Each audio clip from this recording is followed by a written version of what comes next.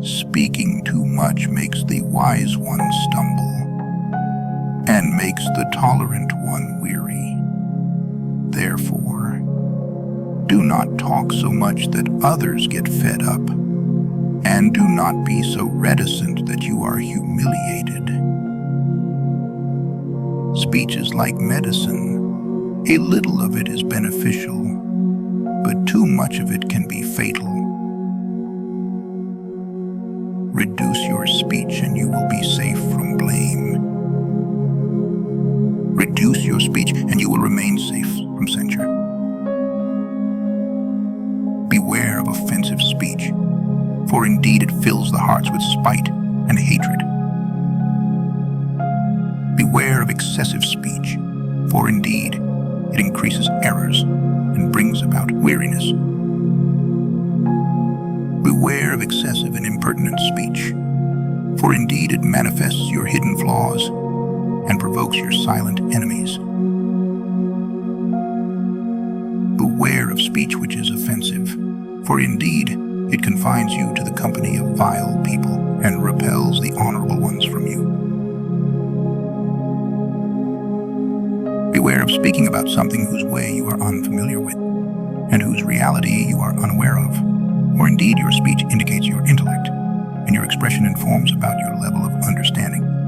So limit your long tongue to that which keeps you safe, and make your speech concise to what is deemed good, for indeed this is more beautiful for you, and more indicative of your merit.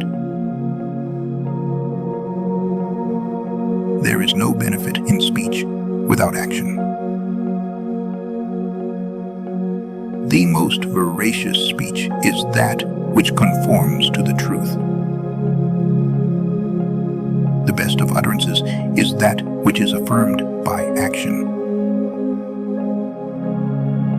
It is worse than inarticulateness for one to speak more than necessary. The most accurate shot is speech that is prudent. The best speech is that which is adorned by good arrangement and understood by the elite and the general public. The most conveying, eloquent speech is that which is easily passed on correctly and which is appropriately concise. Most honorable speech is the truth. The best speech is that which is not dismissed by the earths and is not difficult for the minds to comprehend. Verily, polite speech and the propagation of peace are forms of worship.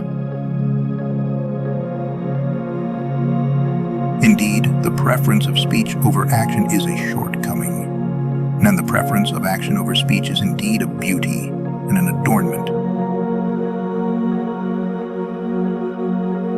The practice of the wicked is vulgar speech. The one who listens to obscene speech is a partner of the speaker.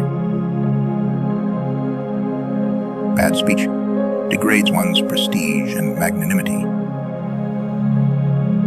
Offensive speech degrades one's status and corrupts brotherhood. The worst speech is that which contradicts itself. The worst of narrations is one that has the most falsehood.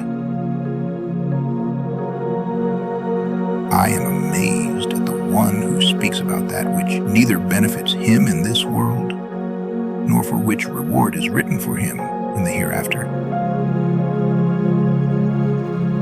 Eschew speaking about that which you do not know, and making statements about that which you are not responsible for, and hold yourself back from a path when you fear its deviation.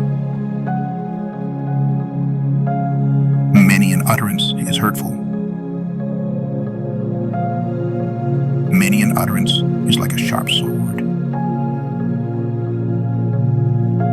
Many an utterance has taken away a blessing. Many a syllable has brought death. Many an utterance is more severe than an assault. Many a strife has been instigated by a word.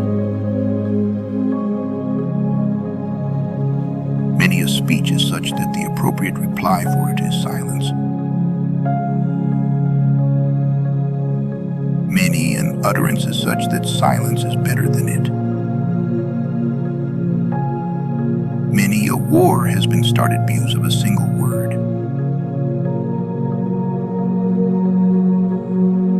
Many a word is more piercing than an arrow. Think and then speak. You will remain safe from error. Speech may, at times, be harmful. Speaking less hides faults and decreases sins.